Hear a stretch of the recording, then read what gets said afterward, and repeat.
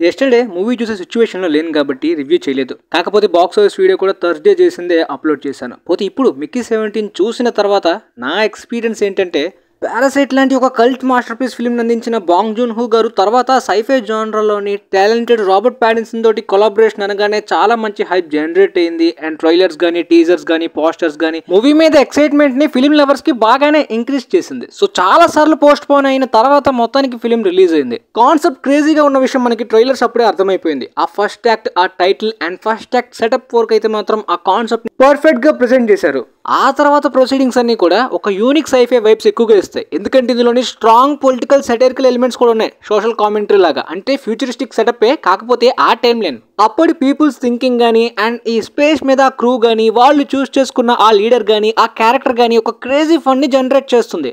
Mark రఫాలో play చేసిన కెనిత్ martial character చాలా మంది ట్రంప్ కి ప్యారడీ రిప్రజెంటేషన్ లా ఉందని కూడా అనుకుంటున్నారు. దానివల్ల కొంత కాంట్రవర్సీ క్రియేట్ అవుతుంది, లైక్ ఒక పొలిటికల్ నెగటివ్ క్యాంపెయిన్ లాగా. కానీ బాంగ్ జూన్ హూ గారి డైరెక్షన్ అండ్ స్టోరీ టెల్లింగ్ స్టైల్లోని ఫిల్మ్ లవర్స్ అండ్ క్రిటిక్స్ మంచిగా ఎంజాయ్ చేసే విధమైన ఒక మంచి dark comedy, sci-fi horror elements తో పాటు ఈ ఆర్ రేటెడ్ అండ్ ఈ పొలిటికల్ సెటైరికల్ ఎలిమెంట్స్ అనేవి మంచిగా మెప్పిస్తాయి అనమాట. ఆయన రేంజ్ మార్క్ స్టాండర్డ్స్ తోటి ఒక న్యాయం చేశాడని మాత్రమే కాదు, సైఫై జోనర్ నచ్చే వాళ్ళకి కూడా ఒక బ్యూటిఫుల్ అండ్ యూనిక్ ఎక్స్పీరియన్స్ చాలా చోట్ల కనిపిస్తుంది. ఫర్ ఎగ్జాంపుల్, రెగ్యులర్ ఆడియన్స్ లోని ఈ సైఫై జోనర్ బాగా నచ్చే వాళ్ళకి, ఈ టైప్ ఆఫ్ డిఫరెంట్ కాన్సెప్ట్స్ ని ఎక్స్ప్లోర్ చేయడం ఇష్టమున్న వాళ్ళకి ఈ కాన్సెప్ట్ గానీ, ఆ సెటప్ గానీ ఆల్రెడీ కొన్ని ఫెమిలియర్ ట్రూప్స్ అండ్ ప్రొసీడింగ్స్ లోని కనిపిస్తుంది. స్టోరీ టెల్లింగ్ లో కొన్ని చోట్ల యూనిక్ సర్ప్రైజెస్ కూడా ఉంటాయి అనమాట. కానీ బిగ్గెస్ట్ సర్ప్రైజ్ ఏంటంటే, సైఫై థ్రిల్లింగ్ మూమెంట్స్ తోటి ఆ బ్లాక్ కామెడీ అండ్ ఆ సెటైరికల్ పొలిటికల్ ఎలిమెంట్స్ తోటి డ్రామా జనరేట్ అవడం వలన యాక్టర్స్ కి యాక్టింగ్ స్కోప్ అనేది ఇలాంటి సైఫై జోనర్ లో బాగా రేర్ గా చూస్తూ ఉంటాం అనమాట.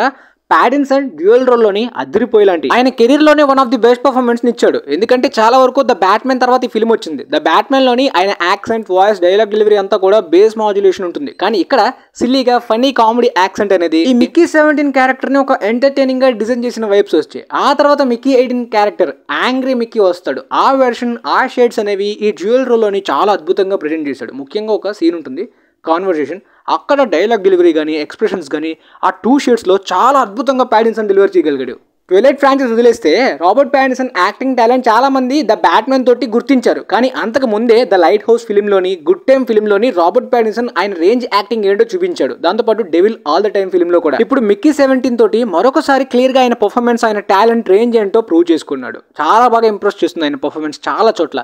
ఈయనతో పాటు ఇంకొంతమంది యాక్టర్స్ కూడా మంచి పర్ఫార్మెన్స్ ఇచ్చారు. ముఖ్యంగా మార్క్ రఫాలో క్యారెక్టర్ పర్పస్ సెటరికల్ అయినప్పటికీ, కామెడీ జనరేట్ చేసినప్పటికీ ఆయన మ్యానరిజమ్స్ కానీ, ఆ డైలాగ్ డెలివరీ కానీ, ఆయన పర్ఫార్మెన్స్ అయితే మాత్రం కొన్ని చోట్ల ముఖ్యంగా గ్రే షేడ్స్ కనిపించే ఆ క్యారెక్టర్ చాలా ఇంప్రెస్ చేస్తుంది. ముఖ్యంగా ఆయన పర్ఫార్మెన్స్ వల్ల. పర్సనల్లీ హానెస్ట్ గా నాకు అనిపించింది కూడా మార్క్ రఫాలో గారు, కెనిత్ మార్షల్ ఆ మాట్లాడుతున్న విధానం, ఆ మౌత్ ని మూవ్ చేసే విధానం కానీ, ఆ మ్యానరిజమ్స్ అయితే నాకైతే క్లియర్ గా ట్రంప్ స్పీచెస్ చూస్తున్నట్టు క్లియర్ గా సిమిలర్ గా అనిపించింది. మరి టోనీ కోలెట్ గారి యాక్టింగ్ బాగున్నప్పటికీ ఆమె రేంజ్ స్టాండర్డ్స్ కాదు, ఓకే అలా వెళ్ళిపోయింది. దాంతోపాటు స్టీవెన్ యూన్ క్యారెక్టర్ కూడా అంత ఎక్కువ స్కోప్ ఉండదు. కానీ ఆయన ఒక 3 సీన్స్ లో ఆయన పర్ఫార్మెన్స్ ని చాలా బాగా వాడుకున్నారు, క్లైమాక్స్ లో బాగా. ఇక నయోమి అక్కి గారు క్యారెక్టర్ ఇంపార్టెంట్ క్యారెక్టరే, కాకపోతే యాక్టింగ్ స్కోప్ స్టార్టింగ్ లో కన్నా క్లైమాక్స్ లో బాగా వాడుకున్నారు ఆమెది. రీసెంట్ గా బ్లింక్ ట్వైస్ ఫిల్మ్ లో కూడా ఆమె పర్ఫార్మెన్స్ బాగుంది. వీళ్ళందరికన్నా క్రీపర్స్ యాక్టింగ్ ని మెచ్చుకోవాలి. ఈ ఫిల్మ్ లో ఈ క్రీపర్స్ కూడా క్రూషియల్ క్యారెక్టర్స్ అనమాట. క్లైమాక్స్ లో అదిరిపోయేలాగా నటించే మరి. సో ఓవరాల్ గా బాంగ్ జూన్ హూ గారు ఆయన style of Parasite range masterpiece డ్రామాని మళ్ళీ సైఫై జోనర్ లో క్రియేట్ చేయడం కష్టం. ఎందుకంటే సైఫై జోనర్ చాలా మంది పాప్కార్న్, అడ్వెంచరస్, కామెడీ ఈ టైప్ ఆఫ్ రైడ్ ని ఎక్స్పీరియన్స్ అవ్వాలని చెప్పి ఎక్స్పెక్ట్ చేస్తారు.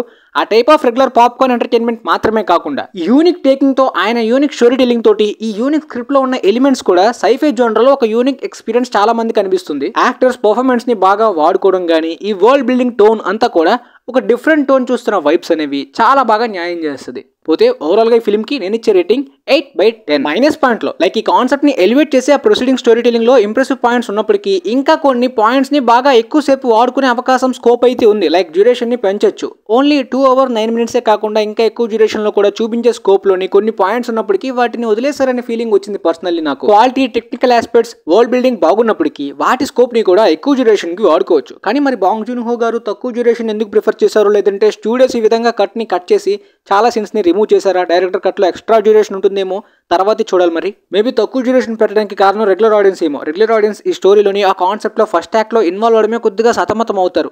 వాళ్ళకి ఆ ప్రాబ్లం ఉండొచ్చు. సైఫై జోనర్ కొత్తగా ఉన్న వాళ్ళకి అండ్ మరికొంతమందికి క్రీపర్స్ నాకైతే క్యూట్ గా అనిపించేవి, కొంతమందికి క్రీపీగా, వియర్డ్ గా, వికారంగా, డిస్గస్టింగ్ గా కూడా అనిపించవచ్చు అనమాట.